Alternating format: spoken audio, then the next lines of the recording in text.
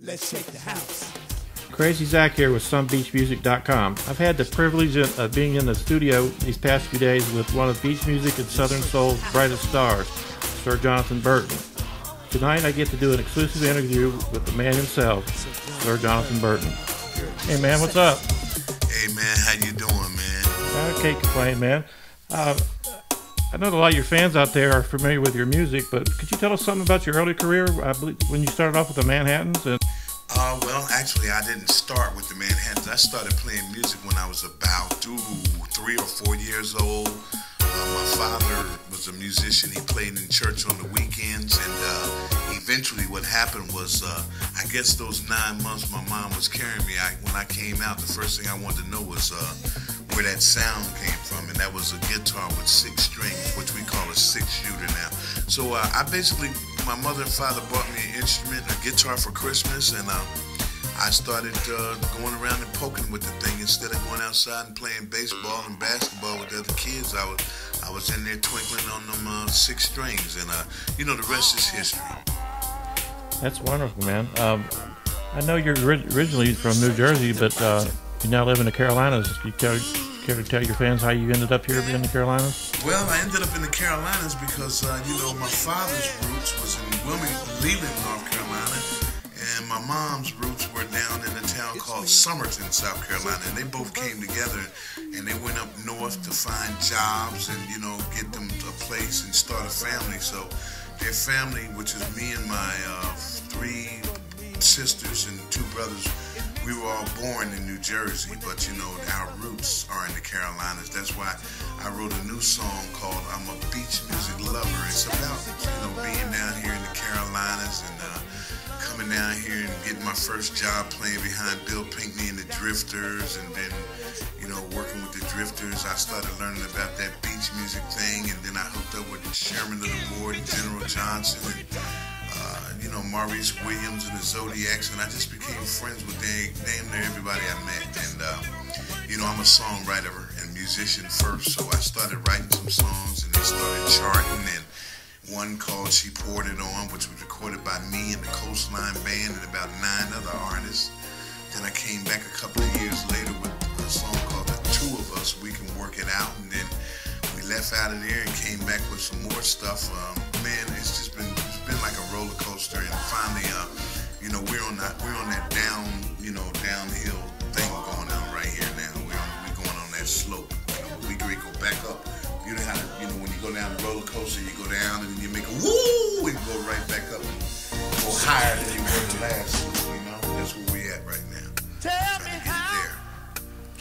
Yeah, man, you've had some really good hits over the years, but when the name Sir Jonathan Burton comes up, there's one song that just stands out above the rest of them. Too Much Booty Shaking. Can you share a little bit about that one? Yeah, Too Much Booty Shaking up in here. That song has kind of opened up some doors that, none of my earlier songs really were going through. And, it's been working for me very well. I came back after I did Too Much Booty Shaking with another song called The Party Don't Start Till I Get There, which was like a kind of a clone of Too Much Booty Shaking up in here. So once we did that and Party Don't Start Till I Get There, then we came out with You Can't Touch This, and then we also dropped Can't Touch This. We dropped man, we just been dropping bombs, man. Now I got another song out called When I Win the Lottery, which was written by Clifford Curry and Richard Fleming. So I've got so many records everywhere, man. That's why I decided on this album that we've been working on this week while you're here at Burton Music Studio. This is going to be my last album for a while. What I plan on doing is just, letting the music, just catch up with everything else.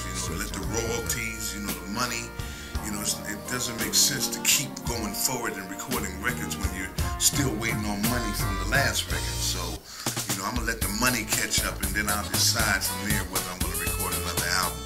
It's a little harder in the music industry right now because of so many people, trying to get in this business. And, the guys that have been in here forever, they still haven't had that proper break. They have, not only do they have to compete with people that are as good as them, they got to compete with people that may luck up and surpass all of their career. you know.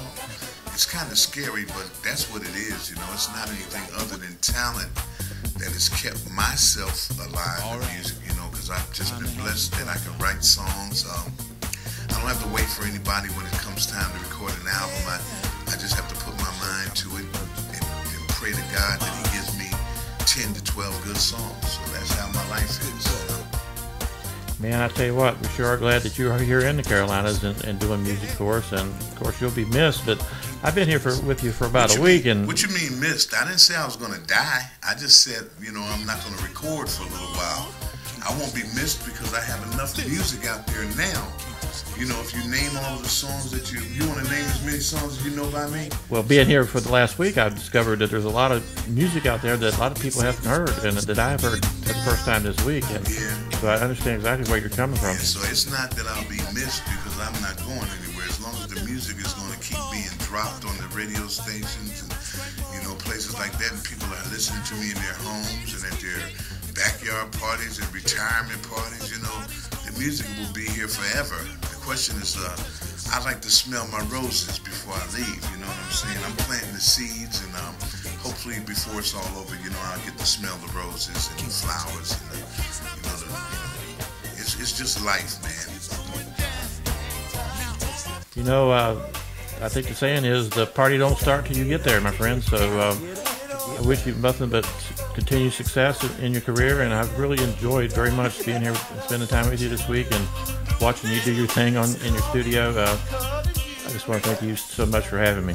Hey man, it was a pleasure having you here at Burton Studios. You know, I didn't even know they had that many places around here that delivered food, man, till you came. So, you know, you've really been a help, and you know, I'm glad to see me put down the last song and say that the album is finished. You know, and you know, that's just a pleasure, man, for me to work. I think you kind of inspired me to go ahead and finish the album. So anyway, y'all remember Sir Jonathan Burton. iTunes, go on back there and get what I got, what I've already made. Y'all buy enough, then I'll probably be doing another album. Thank you, SomeBeachMusic.com. And this is Crazy Zack with SomeBeachMusic.com, and thank you, Sir Jonathan. It's that time of